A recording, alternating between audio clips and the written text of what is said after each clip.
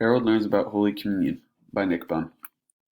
Harold was 8 years old. It was a few days before his first communion. He had no idea what it meant to receive his first communion. He thought, who better to talk to about his first communion than his mom, dad, and Father Lawrence? They all decided that it would be a great idea. They would meet together the next day in Father Lawrence's office to talk about Holy Communion. It would be like learning how to ride a bike again. Harold was nervous because he was a really smart kid but did not know the first thing about Holy Communion, but he knew that with his parents and Father Lawrence, he could figure it all out. He had a few questions in particular that he really wanted to know. He was a real Einstein and liked knowing everything he could. Right when Harold entered Father Lawrence's office, he said, "I'm going to make this simple, Father. I have a few questions and I want you to answer them.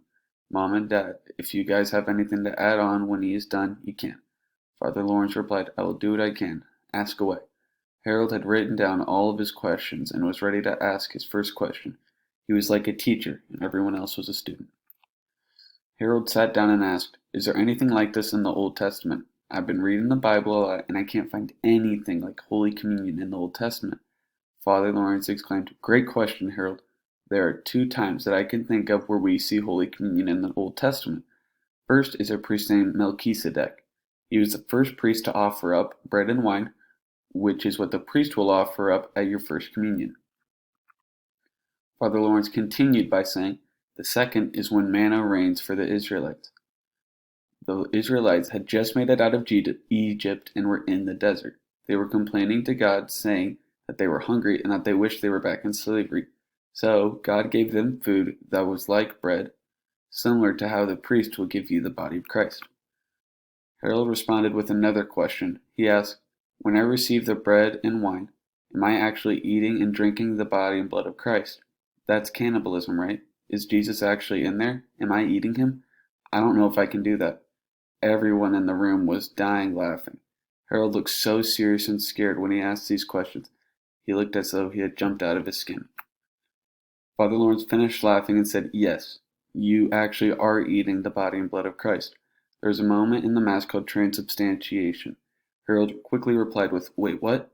Father Lawrence said again, "Transubstantiation. It is when the bread and wine turns into the body and blood. Also, it is not cannibalism." The meeting was over. Harold felt like he knew what he was getting into now. He was like a student who had studied for his test. He was prepared. He was not only ready to receive communion, he was thrilled and excited. He thanked Father Lawrence for all of his help and went home. He even started practicing receiving Holy Communion by using vanilla wafers. During the homily of that Mass, Father Lawrence asked him what transubstantiation was, and Harold replied with, "It is when the bread and wine turns into the body and blood of Christ." The end. If you like this book, you might like Harold Learns About Confirmation, Harold Learns About Reconciliation, Harold Learns About Marriage, Harold Learns About Anointing of the Sick, Harold Learns About Priesthood, and, last but not least, Harold Learns About Baptism.